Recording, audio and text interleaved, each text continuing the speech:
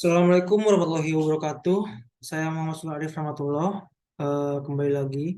Di sini saya akan melanjutkan tentang materi ke-6 yaitu Basic Create. Setelah kita men-setup Expression Firestore, kita akan membuat metode pertama yaitu metode create dengan metodenya yaitu HTTP post. Oke. Yang pertama kita akan membuat pada backend terlebih dahulu. Buka Control.js pada default server, yaitu di sini Control.js. Setelah itu kita langsung pastekan kode berikut ke dalamnya. Dan saya akan menjelaskan kode berikut. Di sini kita membuat metode post dengan endpoint users dan parameternya ada request dan respond.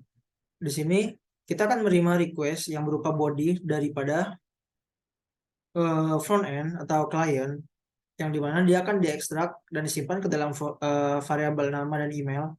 Bagaimana cara mengekstraknya? Di sini kita menggunakan bantuan body parser untuk mengekstrak body yang dikirim oleh klien. Karena klien akan mengirim formatnya itu JSON-nya berupa email dan nama. Di sini kita ambil nama dan email. Setelah itu kita membuat query untuk menambahkan kepada Firestore yang mana menggunakan db.collection dengan nama collection-nya dan menggunakan add untuk menambahkan ke Firestore, dan kita masukkan format objeknya yaitu nama dan email. Nama itu diambil dari variabel nama, email itu diambil dari email. Setelah berhasil, karena kita menggunakan try catch itu apa? Try catch itu dia akan melakukan try terhadap sebuah function atau sebuah komen yang ada di dalam try, dan jika terjadi error pada kode tersebut, dia tidak akan mengganggu proses sebuah server atau sebuah program. Jadi dia akan berlanjut dan errornya tersebut akan diolah di dalam catch.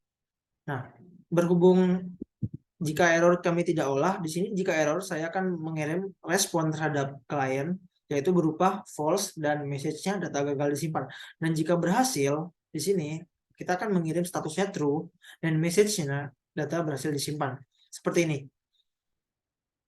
Jika datanya berhasil disimpan, dia akan mereturn status true dan data berhasil disimpan. Kita coba. Oke, berhasil disimpan. Nah, jika kita ubah usernya menjadi user 123, sedangkan pada klien belum diubah, masih users, dia akan mereturn cannot post/users. Kenapa? Karena kita tidak memiliki endpoint yang menuju ke sana. Dan kalau kita ubah menjadi user 123, dia akan berhasil seperti itu. Setelah kita mengatur membuat metode post pada backend, selanjutnya kita akan beralih ke frontend. Pada frontend kita buka pinia-nya, store pinia-nya yaitu pada add src store index.js. Jadi kita buka index.js src. Oh bukan. Nih.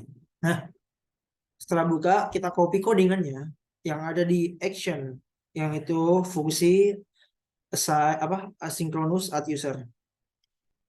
Oke. Sebentar.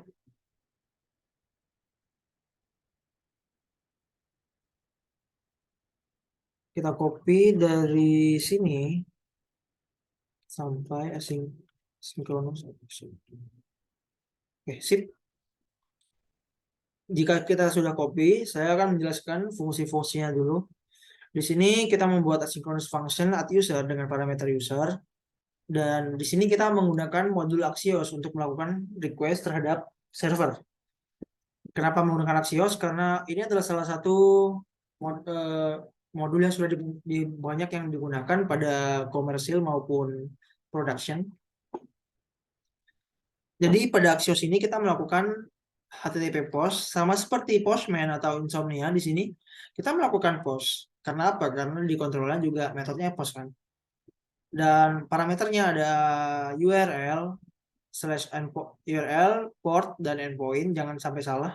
Jika kita membuat sebuah controller atau sebuah backend dengan metode get, kita juga harus mengatur Axiosnya kepada get. seperti ini. Karena saya membuat post, jadi saya menggunakan post. Ini selanjutnya koma. Nah, koma di sini bodinya apa yang mau dikirim. Jadi kita akan mengirim nama dan email. Nah, kita mengambil dari mana nama dan email? Kita mengambil dari user. User ini didapatkan dari input sini, state yang ada di sini. Kalau dilihat user.name dan user.email tuh nggak ada kan? Nah, ini bakal ditambahkan dari vModel yang dilakukan oleh frontend nanti. Saya akan tuliskan juga.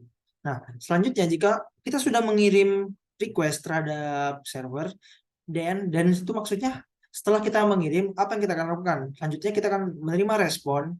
Respon tersebut akan diolah jika respon status. Nah, seperti yang saya jelaskan tadi, respon statusnya kan itu berupa boolean kan. Di sini ada true, dan jika gagal, di controllernya saya beri false. Nah, itu akan diolah. Jika statusnya true, dia akan menuliskan sukses.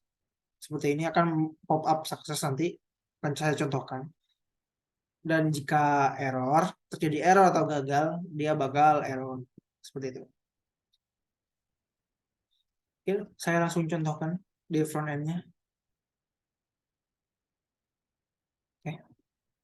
Seperti yang saya bilang tadi, home. Sebentar. Di sini kan nih, di sini bisa dilihat input full name, label full name dengan input dia model ke app.input.username, dan yang bawahnya email address dia modelnya terhadap input.user.email, yang dimana juga saya langsung tampilkan di sini app.input.user.email dan app.input.user.name. Agar apa? Agar kita tahu kalau modelnya itu berhasil nih. Nah, seperti ini. Misal saya web backend.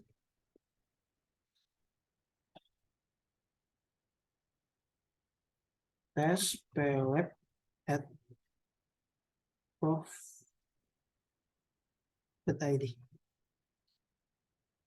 Nah, bisa kita lihat pada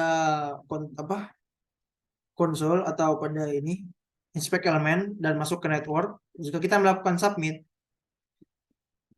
kita dapat melihat lognya, yang dimana dia akan mengirimkan respon dengan status true dan message-nya data berhasil. Nah, kita bisa melihat pilot apa saja yang dikirim pada klien melalui pilot ini. Kita kan tadi pada codingannya, pada ini ya, pada index.js, kita mengirim nama dan email. Di sini nama, email. Nah, berarti sesuai kan? Dan juga request URL-nya kita menuju ke 127.001.3000/users sesuai dengan config codingan Axios yang kita buat tadi. Jadi seperti itu. Nah, kita lihat di Firestore sebentar, saya buka dulu.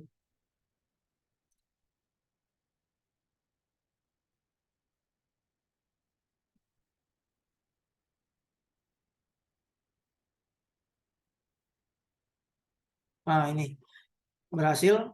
Mungkin saya akan coba tambahkan lagi agar lebih real di sini. Saya coba akan pisah agar terlihat. Tes 2 tes @gov.id.